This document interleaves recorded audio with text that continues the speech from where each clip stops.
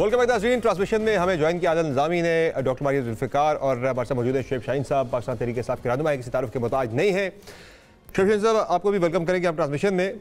ये बताएं कि आज का जो रिज़ल्ट है, जो अब तक के नतीजे हमने देखे हैं, इब्तदाई जो नताइज हैं, उसमें पंजाब की मेजॉरिटी में नशिस्तों के ऊपर जो है वो पाकिस्तान तहरीक इंसाफ नहीं बल्कि मुस्लिम लीग नून लीड करती हुई नज़र आ रही है। क्या कहेंगे इस पे? ये 1.5 महीने में ही मरियम नवाज साहबा ने अपनी परफॉर्मेंस से इतना मुतासर कर दिया पंजाब की आवाम को कि 8 फरवरी से जो है ये अप्रैल तक जो है वो लोग जो है वो गर्विदा हो गए पंजाब के अंदर। आसिफ अली जरदारी ने बड़ा अच्छा तरीका वारदात निकाला था। इनका तरीका वारदात को इतना अच्छा नहीं था। उसने कहा मेरी बेटी है, पहले दफ़ा आ रही है, हुक्म दिया अनअपोज कर दो।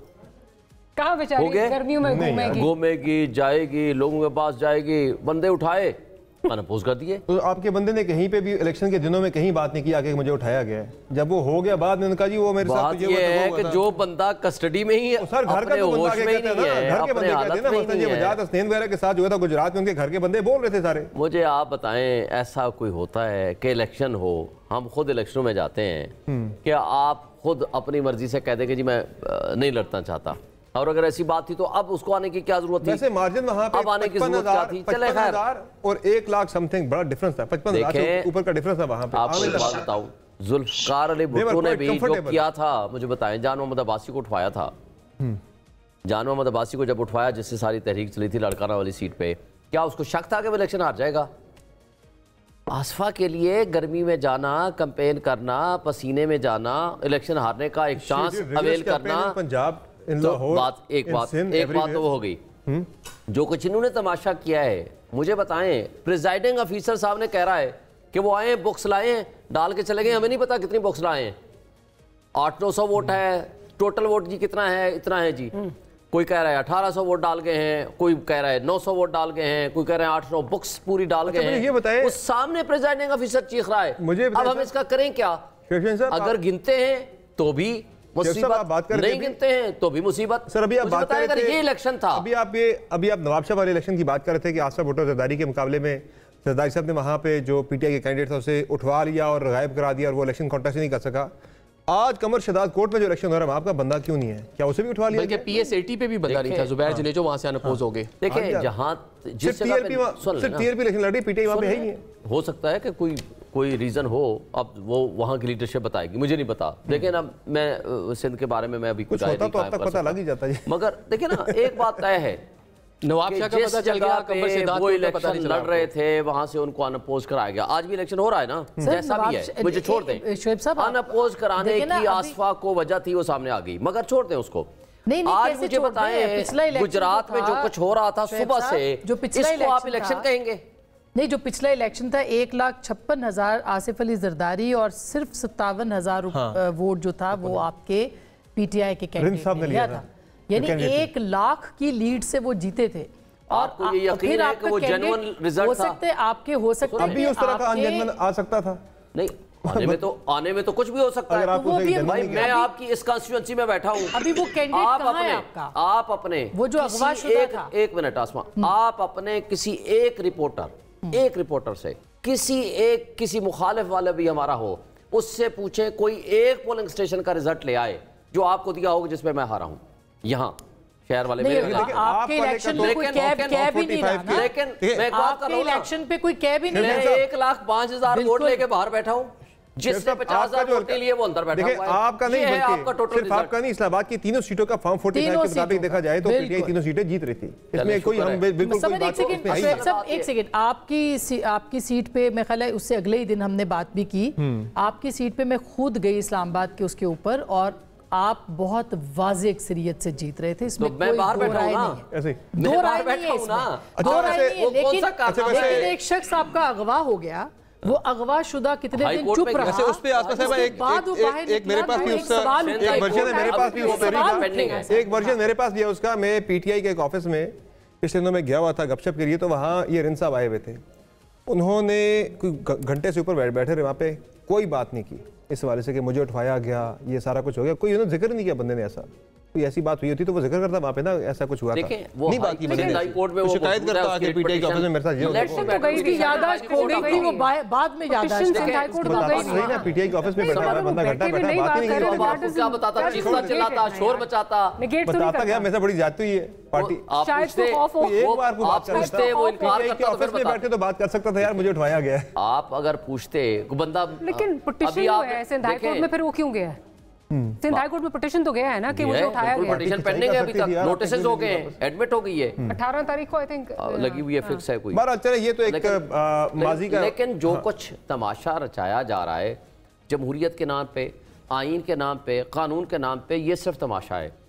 इसको जमहूरियत नहीं कहते, इसको कानून और आइन की हुक्मरानी नहीं कहते। देखें प्रॉब्लम इनके लिए क्या था, अगर ये भी फ्री एंड फेयर इलेक्शन करा देते ना, कम से कम थोड़ा सा इनकी इज्जत में इजाफा हो जाता है इलेक्शन कमीशन की। मगर क्यों नहीं कराना था? प्रॉब्लम यह था कि फिर वो आ जाता कि 8 फरवरी को जो कुछ हुआ था वो सारा ड्रामा और फ्रॉड और 2 नंबरी थी। तो इस वजह से उन्होंने इसको भी मशकूक करना जरूरी अभी तो सर नतीजे आ रहे हैं, अभी तो कोई रिजल्ट आया नहीं है फाइनल। आपने अभी से बता दिया कि भाई ये सारा धांधलीज़दा है। अभी मैं नताइज के बारे में भी बात नहीं कर रहा, मैं तो वो वीडियो बता रहा हूँ जो प्रिजाइडिंग ऑफिसर चीख के कह रहे हैं, जो वीडियो बता रही है कि यूनिफॉर्म पर्संस वहां ठप्पे लगा रहे हैं सबके सामने। मंसूर अली खान साहब भी सवाल करना चाह रहे हैं लाहौर से। अजीब मंसूर, मेरा शुएब साहब जो है ना, वो इनका जो दर्द है और जो तकलीफ है आई कैन टोटली अंडरस्टैंड, क्योंकि सारी बात है वो खुद डसे हुए हैं इस सिस्टम के, जिसकी वजह से उनकी फीलिंग्स को अंडरस्टैंड भी किया जा सकता है। छोटी सी चीज़ जिस पे मैं सिर्फ इख्तिलाफ करूंगा वो ये है कि क्योंकि इस्लामाबाद और पिंडी के हलकों के अंदर ये सब कुछ हुआ, इस सारी चीज़ को ये नहीं कहा जा सकता कि अक्रॉस द बोर्ड पूरे पाकिस्तान के अंदर ये सब कुछ हुआ है। हाँ पॉकेट्स हैं, हाँ ऐसी जगह हैं। मैंने खुद अभी शुएब साहब के आने से पहले पिछले घंटे के अंदर मैंने खुद गुजरात की बात की कि गुजरात में जो कुछ हमने देखा है वो दैट इज शेमफुल। ये बिल्कुल उसने 8 फरवरी की जो है वो हमें याद दिला दी है। लेकिन फ्रैंकली स्पीकिंग इस तरह की और कंप्लेंट्स फिलहाल कम से कम जब तक ये ट्रांसमिशन चल रही है हमें दीगर हलकों से फिलहाल नहीं आई है। स्कर्मिशेस वगैरह हैं, छोटे मोटे लड़ाई झगड़े जरूर हैं, लेकिन एज सच कोई ऑर्गेनाइज्ड किस्म की धांधली की। लेकिन ये भी ज़हन में रखिएगा कि 8 फरवरी को भी वोटिंग बड़े आराम से हुई थी। कार्रवाई जो हुई या जहां से तकलीफ शुरू हुई वो रात को हुई, रात के 12 बजे के बाद। तो मेरा ख्याल में अपना वर्डिक्ट देने से पहले रात 12 बजे का वेट करें, 12 बजे के बाद 22 अप्रैल का वेट करें या नहीं आती। 22 अप्रैल का वेट करना जरूरी है। पिछली दफा भी 9 को हुआ था, लेकिन अभी अभी भी देखिए जो गुजरात के ऊपर जो चीजें हुई उस पर जैसे मंसूर ने कहा, मंसूर ने बात की, मैंने बात की कि इस तरह की कंप्लेंट्स आ रही हैं और सोशल मीडिया पे चल रही हैं, लेकिन बाकी जगहों से अभी तक नारोवाल के ऊपर भी बहुत सारे लोगों के इतराजात आ रहे हैं कि स्लो हो गया जो कुछ भी है, और स्लो से ही काम शुरू होता है, ये बात भी है। स्लो हो गया तो बस शक में पड़ गया। पर अभी तक जो है जैसे फैसल अमीन गंडापुर आगे हैं, आपके जो मुबारक ज़ेब आपके ही हैं, उनके यानी पीटीआई के वो आगे हैं, और उनके आपके थे मगर आपने उनको एक्सेप्ट नहीं किया। अभी भी हमारे साथ है, जीत जाएगा तो आपके साथ ही आएगा। मैंने हालांकि पार्टी में ये रिक्वेस्ट की थी, नहीं बड़ा अच्छा लड़का है मुबारक ज़ेब, दोस्त है मेरा रेहान मेरा अच्छा बरखुरदार छोटे भाइयों की तरह था। मुबारक मेरे पास आया भी था, मैंने पार्टी को ये सजेशन दी थी कि 1 सीट आप गुलजफर को दे दें और 1 सीट इनके साथ एडजस्ट कर दें, बैठ जाएं। रेहान जे बहुत अच्छा वर्कर था, लेकिन उसकी शहादत का जो इम्पैक्ट आया, लोग सारे के सारे इसके साथ मुबारक इसके भाई के साथ उसको टिकट क्यों नहीं दी? पार्टी का फैसला था। बहरहाल मैं तो कुछ नहीं कह सकता, मैं प्रपोजल ही दे सकता हूँ, मैंने तो प्रपोजल दे सकता हूँ और मैंने दी। करता है टिकट की अलॉटमेंट का? ये उमर अयूब साहब मेन तो ज़ाहिर है हमारी कमेटी जो है वो इनको प्रपोजल देती है और फाइनल अप्रूवल तो खान साहब के तरफ से आती है। अब मुझे नहीं पता कि चूंकि केपी के मामलात में मेरा ज़्यादा इंटरफेरेंस नहीं था, मैंने ये प्रपोजल ज़रूर दी थी आज से 10-12 दिन पहले कि जी आप इसमें 1 सीट दे दें मुज़म्मिल साहब का सवाल चाह रहा है जनाब, और 1 सीट दे दें गुलजफर को, ताकि आपके दोनों दोस्त भाई शुएब साहब आपके लिए। जी मुज़म्मिल साहब। नहीं बस वो सवाल हो गया वो जो वो कह रहे थे, तो मैं यही पूछना चाहता था कि आज दूसरी जो सीट है सिंध की उस पर कैंडिडेट क्यों नहीं इन्होंने खड़ा किया, और बाकी बाजोड़ में तो ये अपने ही कारकुन से हार रहे हैं, उसके बारे में भी इन्होंने खुद ही कह दिया कि वो टिकट गलत दिया गया है, और सिंध के बारे में ये कहते हैं क्या? मैं सिर्फ ये कहता हूँ कि मेरी एक प्रपोजल थी, पार्टी लीडरशिप ने फैसला किया है, मैं ये नहीं कहता गलत था, सारे पार्टी लीडरशिप का एक फैसला है। चले अगर लोगों ने अगर लोगों ने उस कारकुन के भाई को वोट डाल दिए तो फिर टिकट गलत ही हो गया ना।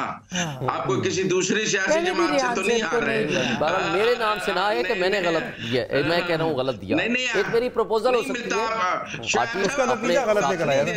पार्टी अपना फैसला करती है, पार्टी बेफिक्र रहे, जमहूरियत है। आपको नहीं शौकाज होता, आप बेफिक्र रहे, कोई नहीं देता आपको शौकाज इस बात पे कि आप टिकट अल्लाह का शुक्र है मैं इस चीज़ से नहीं घबराता, लेकिन मेरा पॉइंट ऑफ व्यू जो है वो एज इट इज आना चाहिए, क्योंकि मेरा मौक़िफ़, आप अपने मौक़िफ़ को मेरे मौक़िफ़ ना बनाए ना। मैं सिर्फ ये कहना चाहता हूँ, मेरा मौक़िफ़ ये था कि पार्टी ने एक फैसला किया, मेरी एक प्रपोजल थी। सही बात, सियासी कारकुन की हिमायत करनी चाहिए हर जगह। आप खुद सियासी कारकुन है, हमें सियासी कारकुनों के साथ खड़े। वो भी सियासी कारकुन है, गुलजफर बहुत अच्छा वर्कर है, उससे मारे खाई हैं, उसके ऊपर मुकदमात हुए हैं, उसके ऊपर ज्यादतियां हुई हैं, बहुत स्टैंड लेने वाला बंदा है। लेकिन बात ये थी ना, बहुत सारी चीजें होती हैं मौका माल के हिसाब से। उसके भाई की शहादत थी, इमीडिएट शहादत थी आज से 2 महीने पहले, तो उसका वर्कर्स जो है ना, आम आदमी को सेंटिमेंट्स होते हैं, गेज नहीं कर पाए, सेंटिमेंट्स होते हैं लोगों के, उसके भाई को देती, बिल्कुल सही बात है, उसको गेज किया जा सकता था मगर नहीं है। और 8000 की इस वक्त 4000 की लीड है इस वक्त मुबारक ज़ेब। 2 हैं उसके, 2 सीटें हैं, एक नेशनल की है, एक एमपीए की है। वो जीत के भी आपके साथ ही आएगी, उसने कहा है कि मैं जीत के आप हमारे साथ ही आएगा।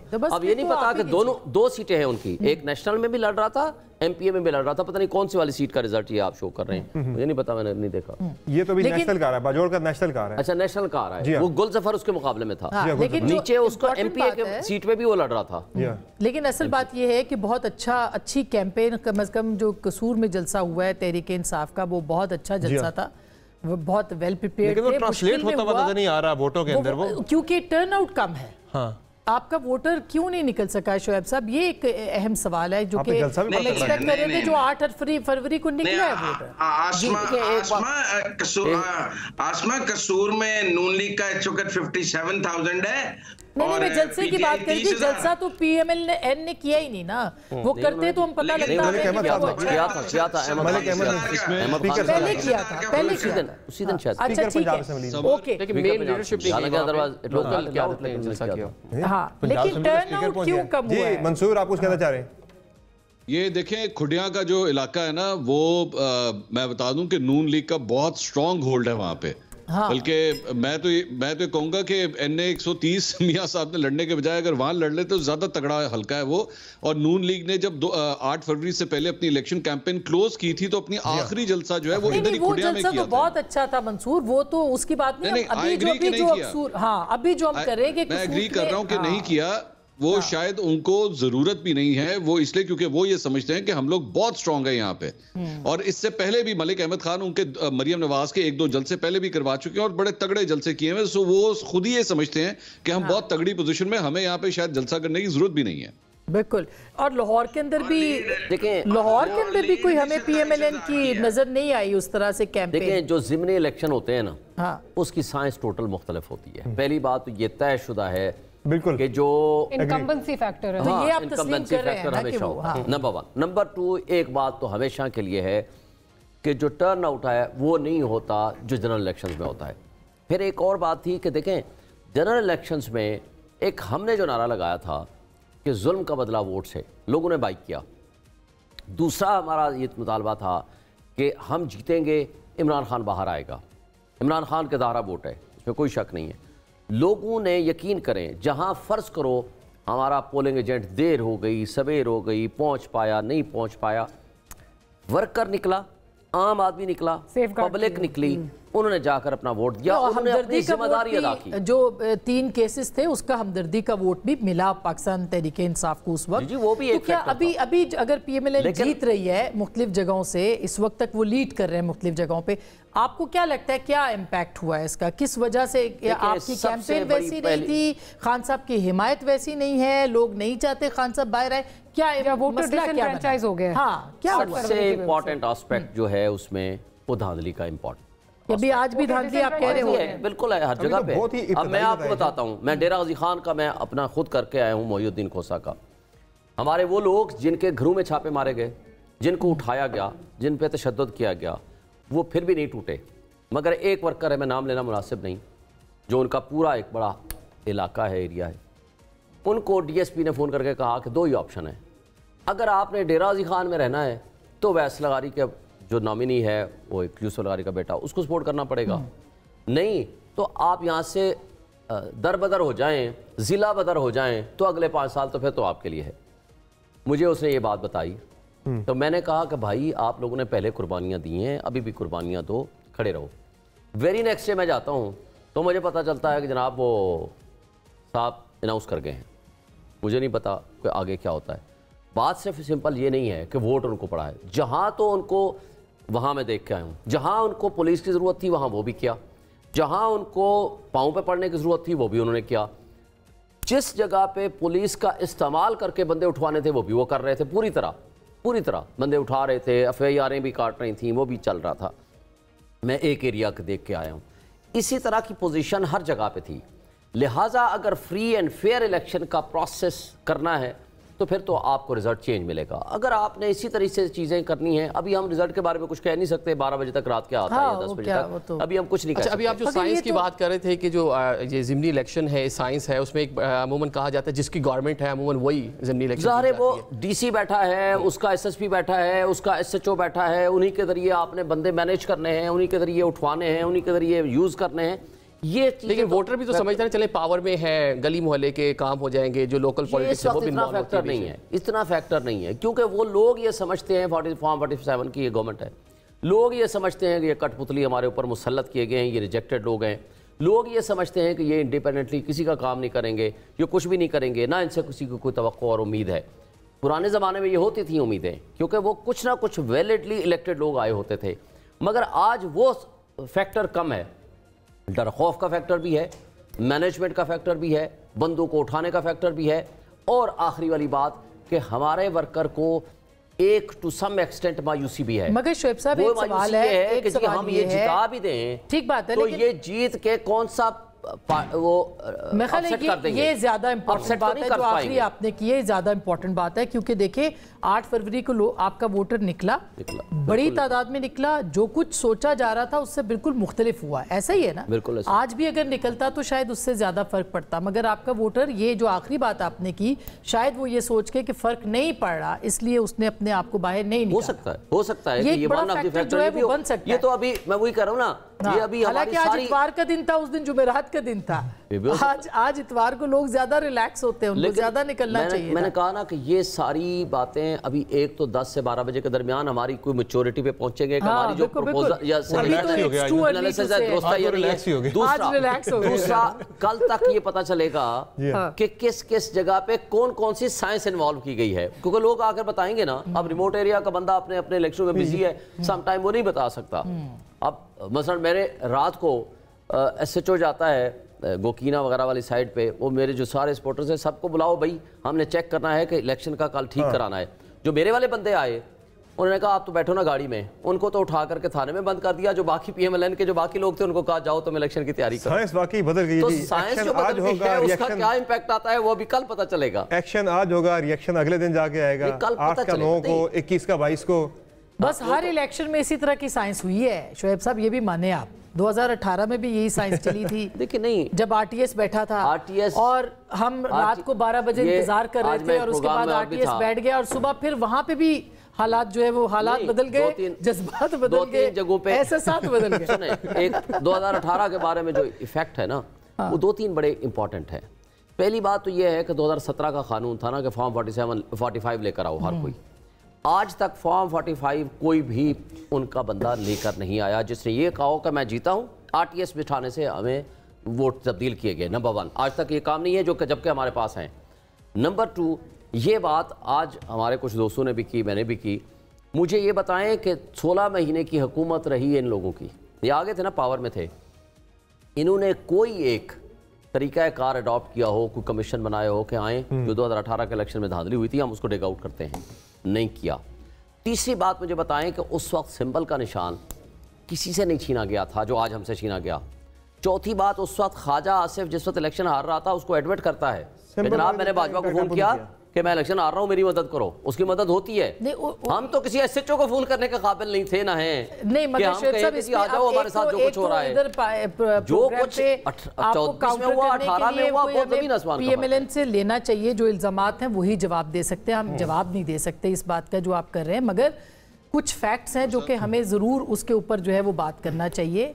उनका इलेक्शन छीना जा रहा था, वो ये कहते हैं, तो मैंने फ़ोन किया, एक बात। दूसरी बात ये है कि कोई भी इलेक्शन, हम बिल्कुल ये बात तो दुरुस्त है कि इस इलेक्शन में भी बेतहाशा धांधली हुई है, इसमें तो कोई ये नहीं, ये लोग इस बात के ऊपर post pole it's an open secret now, I mean ये तो कोई बात नहीं है।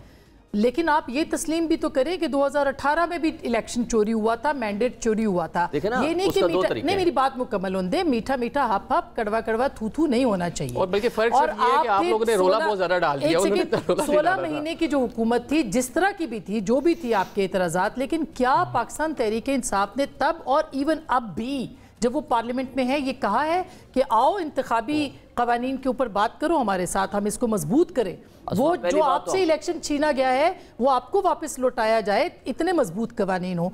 मेरा नहीं ख्याल कोई सीरियसनेस आपके पार्ट में नजर आती है। पहली बात तो ये है कि एक है प्रपोजल, एक है कि जी आए लॉ को चेंज करें, अच्छी बात है, मगर इस वक्त बेस्ट कानून है। सर आप काम करें ना, एक मिनट, फैसले की तरफ आपका कमेंट भी अगर महफूज कर लें थोड़ी देर के लिए ब्रेक के बाद आके सर मुझे बात मुकम्मल करने दें, बात मुकम्मल करने दें मुझे, एक मिनट। बेस्ट कानून है, इस लॉ में लिखा हुआ है कि जो ही प्रेसिडेंट ऑफिसर रिजल्ट बनाएगा फॉर्म 45 वो स्नैपशॉट लेगा इमीडिएटली। ईएमएस सिस्टम जो कि 38 करोड़ रुपए का खरीदा इन्होंने, वो इवन नेट के बगैर भी काम करता है, वो उसमें भेजेगा, वो उसका टाइम भी आएगा, सारा प्रोसेस आएगा और उसको इलेक्शन कमीशन मैनेज करेगा। अगर उस कानून पे अमल दरामद हो जाए तो प्रॉब्लम क्या है? ये क्यों टेलीफोन और नेट बंद करते हैं? मकसद इसका ये था कि हमने धांधली करनी है। लॉ में कोई खराबी नहीं है, एक्शन गलत है। दूसरी बात मुझे एक मुख्तसर ब्रेक लेनी सर, ब्रेक के बाद डिटेल बात करेंगे। आपका अब अपना कमेंट रिजर्व कर लें, जिस तरह जजेस कर लेते हैं अपने रिजर्व, तो ब्रेक के बाद आके अनाउंस करेंगे, उसमें मजीद बात होगी। नाज़रीन हमारे साथ रहिएगा।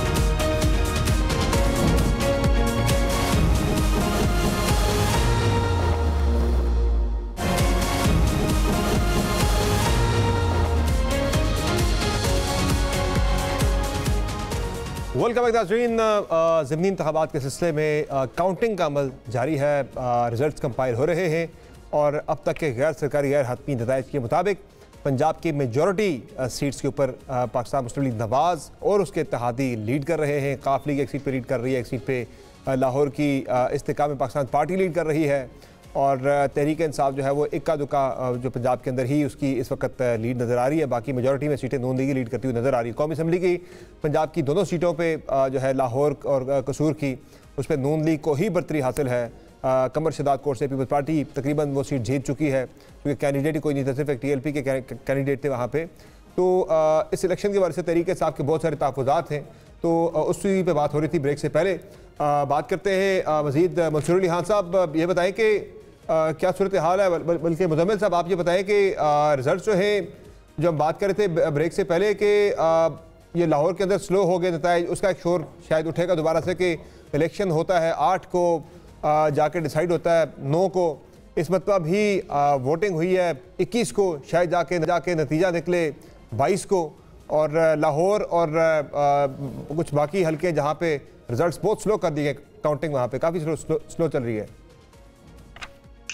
पता नहीं एकदम शायद सारे नताइज आ जाए, मैं it's too early to comment in it, लेकिन ये सवाल जरूर बहुत सारे आ रहे हैं और बहुत सारे मैच्योर भी हो रहे हैं। ये तो अब हमें और घंटा डेढ़ इंतजार, 1 घंटा और इंतजार करना पड़ेगा हमें। 1 घंटा डेढ़ में सिचुएशन क्लियर हो जाएगी। जब 10 बजे आएंगे तो सिचुएशन काफी क्लियर होगी मेरे ख्याल में। लेकिन ये सवाल अपनी जगह जरूर मौजूद है। आप इसके जितनी मर्जी तौजीहात पेश कर लें कि पीटीआई का वोटर आज नहीं निकला, या पीटीआई का वोटर नहीं निकला, या वो पीटीआई से दूर हो। अगर नून सीटें हार जाएगी तो नून का नहीं निकला होगा। अगर उन्होंने उतने ही वोट ले लिए जितने उन्होंने 8 फरवरी को लिए हैं, फिर तो उनका वो वोटर निकल आया ना। और ये टर्नआउट को हम सिर्फ और ये मुजम्मिल साहब टर्नआउट को हम सिर्फ पीटीआई से एसोसिएट क्यों करते हैं कि टर्नआउट हो गया तो पीटीआई जीत की, टर्नआउट ना हुआ तो पीटीआई हार की। टर्नआउट तो इसका मतलब है जो 8 को बहुत अच्छा था, 8 को बहुत अच्छा था तो पीटीआई हार गई। फिर नहीं समर बासब, वो तो आपने ही मुझे बताया था 8 फरवरी को कि अगर लोग निकल आए, पीटीआई का वोट निकल आया तो पीटीआई को वोटर होगा, अगर टर्नआउट ज्यादा हुआ तो पीटीआई का वोटर निकलेगा। नहीं आपने मुझे बताया, लेकिन टेक्निकल बात यह कि बहुत क्लोज कॉन्टेस्ट हुआ हर सीट पर पंजाब में। आप ये माने कि पंजाब की हर सीट पर बहुत क्लोज कॉन्टेस्ट हुआ और 1000-2000 आप ये वन साइडेड कॉन्टेस्ट 45 की बात कर रहे हैं, 47 की बात कर रहे हैं फॉर्म। मैं तो देखिए, मैं तो वो रिजल्ट्स की बात करूंगा जिनका नताइज ऐलान किए इलेक्शन कमीशन में। मैं उन नताइज के बारे में नहीं जानता जो कोई एक सियासी जमात अपने 45 भी इलेक्शन कमीशन के हमने नहीं जारी किए थे। मुजम्मिल साहब ने आपकी खुद भी दी थी, अगर याद हो मुजम्मिल साहब, कुछ इन्फॉर्मेशन तो आपने खुद भी दी थी। सुबह तक रिजल्ट्स जो है वो बदल गए थे, आपको याद है? आप आए थे और हम समझ रहे थे आप मजाक कर रहे हैं। नवाज शरीफ साहब की दोनों ऑफ द रिकॉर्ड गुफ्तगू चल पड़ी तो फिर आपने हमें 9 बजे 2 हल्कों का कहा था कि वो हार गई है नून लीग, बड़े इंपॉर्टेंट 2 हल्के। अच्छा नहीं, अब आप ये देखें, मैंने ना इलेक्शन कमीशन से पूछा, 1 मिनट, शोएब शाहीन साहब तो चुके वजीर कानून है, अगर पीटीआई जीत जाती तो वजीर कानून भी बन जाते। सवाल ये है कि मैंने इलेक्शन कमीशन से पूछा वो सलमान अकरम राजा और ओन चौधरी वाले हल्के के हवाले से कि जी वो क्या हुआ। उन्होंने कहा जी दोनों के पास अटेस्टेड फॉर्म 45 मौजूद है। अब किसके असल है किसके नकल है ये तो ट्रिब्यूनल में जाके फैसला होगा, क्योंकि क्वेश्चन ऑफ एविडेंस है। इनके पास भी मौजूद है और ओन चौधरी साहब के पास भी फॉर्म 45 मौजूद है। अगर ओन चौधरी साहब के पास वो मौजूद हैं जो इलेक्शन कमीशन की वेबसाइट पे चढ़ाए गए थे तो फिर तो सलमान अकरम राजा साहब जो हैं उनका मामला क्लियर है। मैंने कहा था कि जहां 100 को मैंने कहा था, यहां 179 को 979 अपने ले आए, अपने जो आपको मिले हैं मैं ले आता हूँ। अच्छा नहीं आए या प्रेस क्लब में बैठ के फैसला कर लेते हैं या मस्जिद में चल के फैसला कर लेते हैं। उनकी बात मुकम्मल पूरी कर। असल में शोएब साहब, मैंने आपको दोपहर में भी कहा कि ये बड़ा मुकाफात अमल है। जब कासिम सूरी साहब को स्टे मिलता था ना तो उसके बाद नहीं बेशक नहीं, लेकिन आप देखें ना, you have to test the medicine to get to the right. बात ये है कि जब कासिम सूरी को स्टे मिलता था तो पीटीआई वाले ट्वीट करते थे नसरुम मिनल्लाह वल फतहुन करीब। तो जब धांधली से जीते वो के लिए आप नसरुम मिनल्लाह फतहुन करीब का ट्वीट करते थे तो आपको याद होना चाहिए था कि ये वक्त आप पर आ जाना है, दूसरों ने ये ट्वीट करना है नसरुम मिनल्लाह वल फतहुन करीब।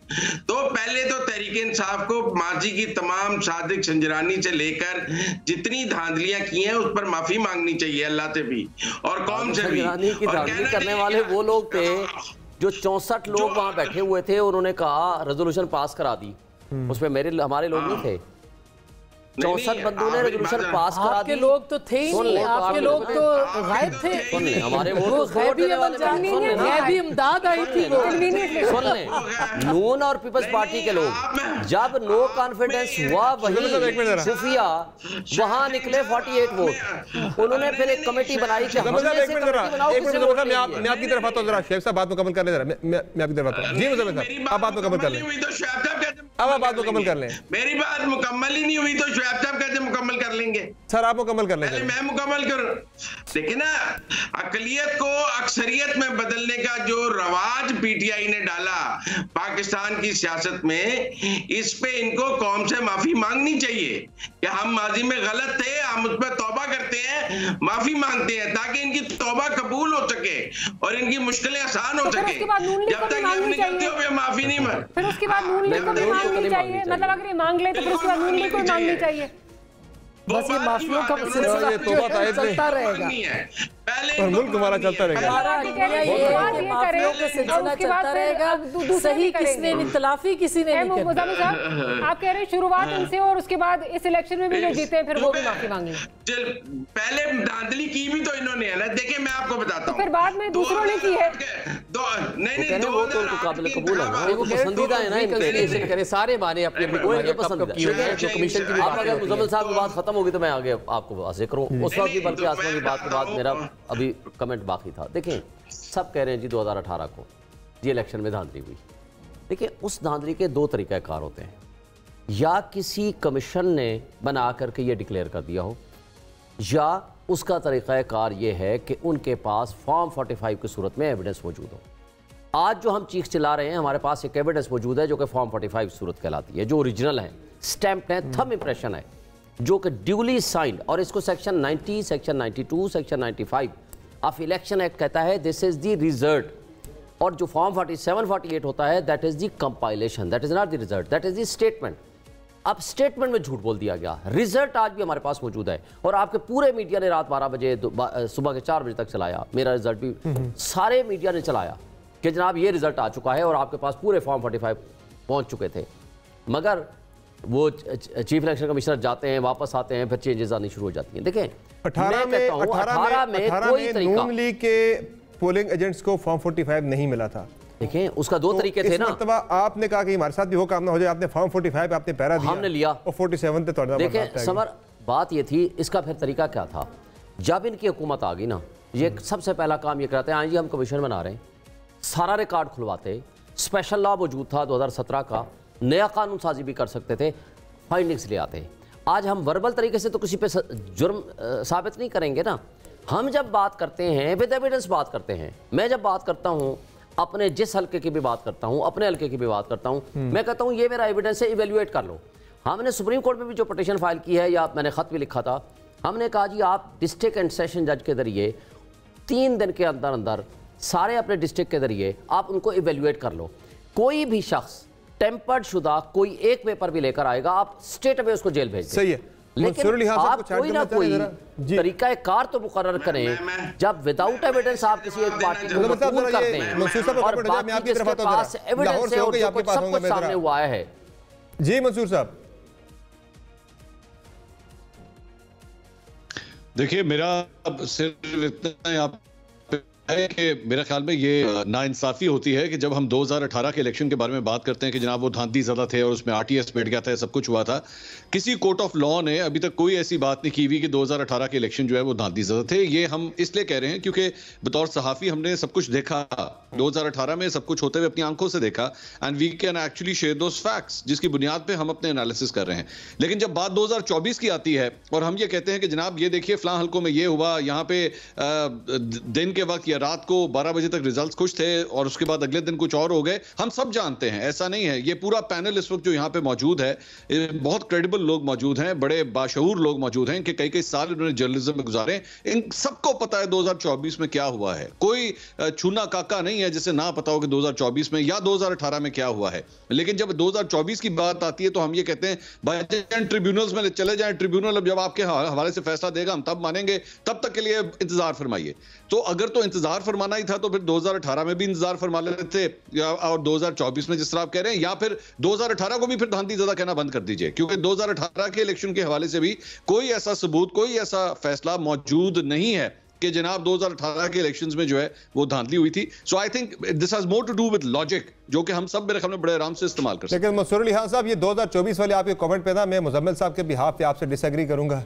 किसी पे एक मुख्तलिफ ब्रेक लेते हैं, ब्रेक के बाद आके मुजम्मिल इस पे लेंगे, हमारे साथ रहेगा।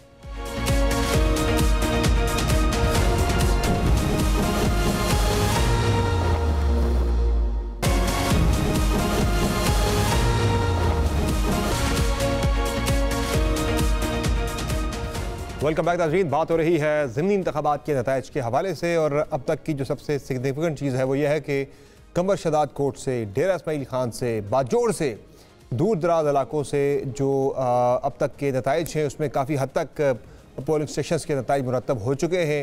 यानी मामला 40-40, 50-50 हज़ार वोटों तक पहुँच चुका है। लेकिन लाहौर के जो पोलिंग स्टेशंस हैं, यहाँ लाहौर के जो हल्के हैं, यहाँ बहुत ही कम अभी तक काउंटिंग हुई है। यानी कि बहुत ही कम वहाँ से नताइज सामने आए, बहुत ही सुस्त रवि का शिकार है वहाँ पे काउंटिंग।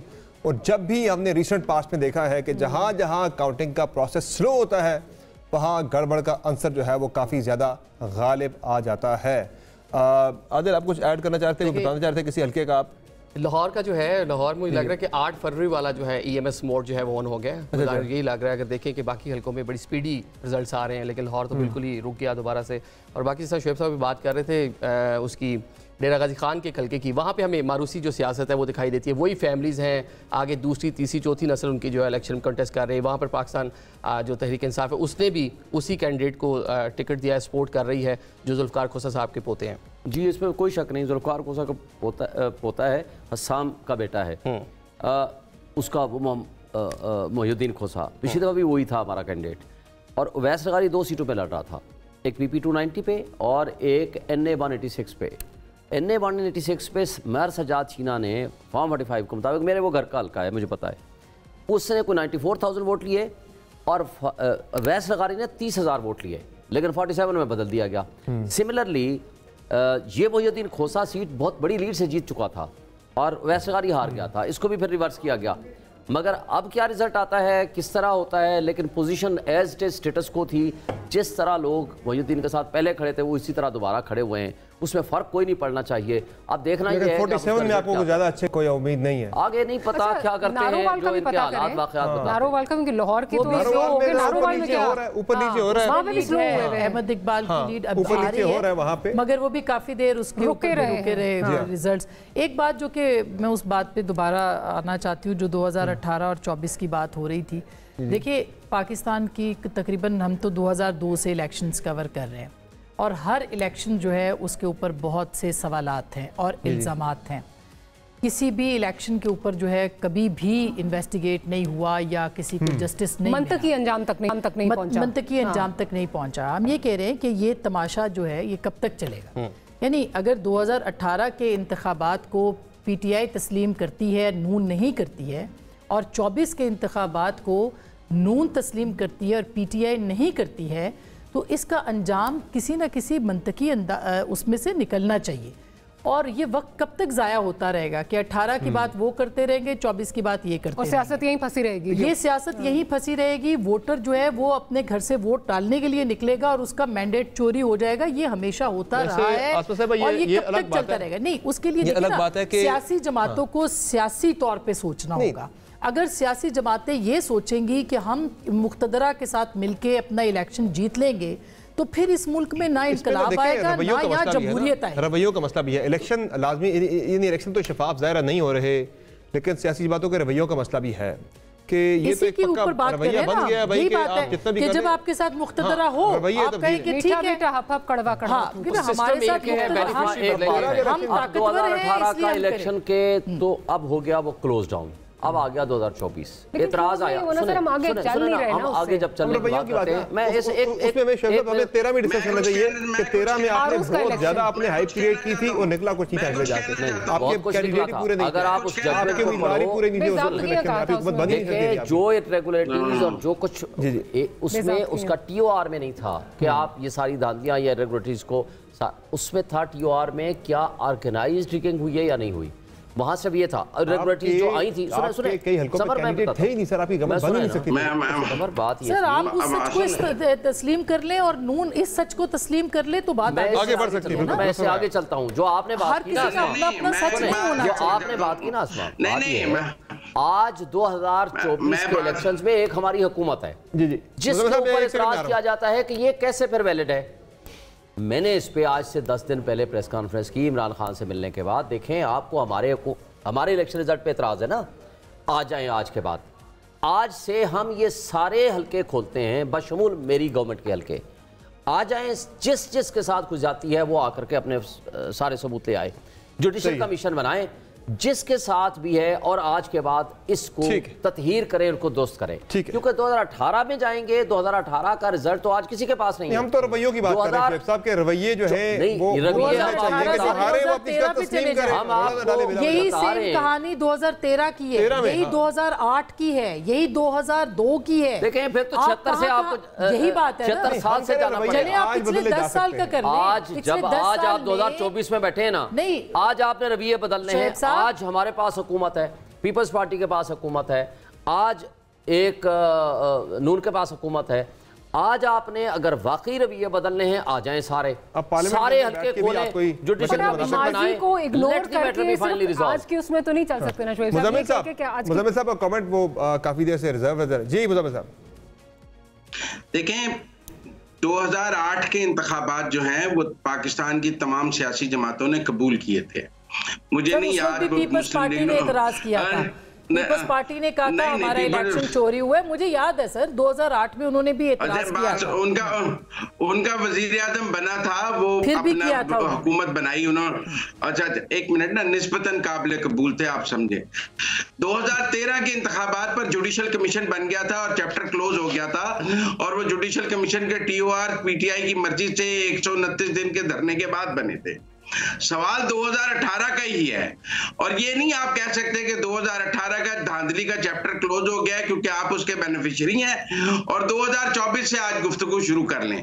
भाई अगर 2018 में धांधली हुई थी, धांधली की रवायत मुक्तदरा के जरिए डली है, तो 2024 उसका आफ्टर इफेक्ट है कि आपने इतनी मुक्तदरा को ये इजाजत दे दी धांधली की जो आज 2024 में हम देख रहे हैं। अगर 18 में वो इजाजत ना मिली होती तो आज 24 में वो ना हो सकती, क्योंकि 18 में वो आपकी तरफ से धांधली कर रही थी, तो आप एंजॉय कर रहे थे कि हमारे लिए हो रही है, वी आर एंजॉयिंग दिस धांधली। आज आपके खिलाफ कर रही है तो आपको तकलीफ हो रही है। वही रहे हैं जिन्होंने 18 में भी किया, 24 में भी किया। मैं एक बात सिर्फ कर दूं, मुझे ये बताएं, ये जो 16 महीने रहे इनकी शहबाज शरीफ की हुकूमत, क्या इनको रास्ते में मुमानियत थी क्या आप कमीशन ना बनाएं? मुझे बताएं कोई थी अगर। साहब आप बात मुकम्मल कर लें, आप जरा क्विकली जरा कर लें क्योंकि हमने वाइंड अप भी करना है। जी बात कर लेने दें शैफ साहब, मुझे बात कर लेने दें। आप बोले सर, बोले शैफ साहब, मुझे बात पूरी करने दें।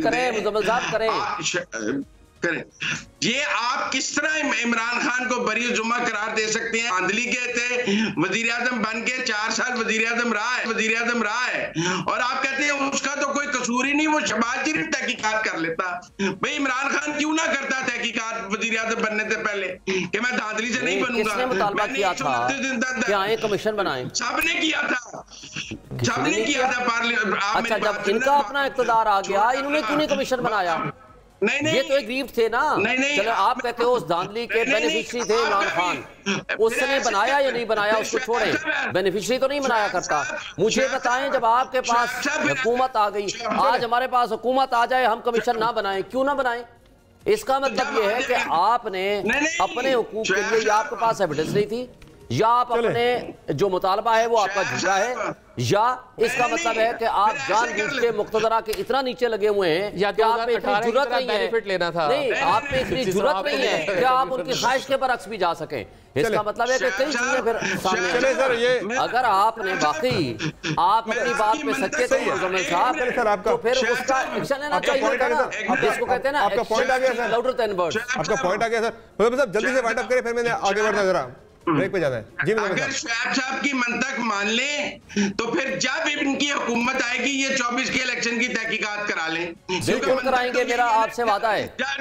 जब हुकूमत आएगी इसकी तहकीकात करेंगे और इनके किरदारों को अंजाम पे भी पहुंचाएंगे, मेरा आपसे वादा है। ठीक है, ये इसका मतलब है कि देखेंगे क्या करते हैं, पीछे देखेंगे, वो कहते हैं पीछे देखो, हम भी मौजूद होंगे। जब आप एस्टेब्लिशमेंट की गोद में बैठ के आएंगे ना, मेरे बच्चे मुजम्मिल साहब फिर यही रहेगा, आपका मसला भी, आपकी भी वो वहाँ पे एक जगह पे फंस जाएंगे। पीछे तो देखो, आगे भी बात ये है, आगे बढ़े जरा। एक कमेंट आप करें फिर वाइंड अप करना। जी देखिए, क्यों नहीं ट्रूथ एंड रिकंसिलिएशन होना चाहिए? क्यों नहीं सच्चाई पता चलनी चाहिए? लेकिन मर्जी का ट्रूथ एंड रिकंसिलिएशन नहीं होना चाहिए across the board. Across the board, जिसमें कि पीटीआई भी उतनी बड़ी स्टेक होल्डर है, बल्कि सबसे बड़ी स्टेक होल्डर है। आपने ज्वाइन किया, सब किया। ये एक 9 बजे के बुलेटिन की ब्रेक लेते हैं, 10 बजे फिर आपकी खिदमत में हाजिर होंगे हमारे साथ।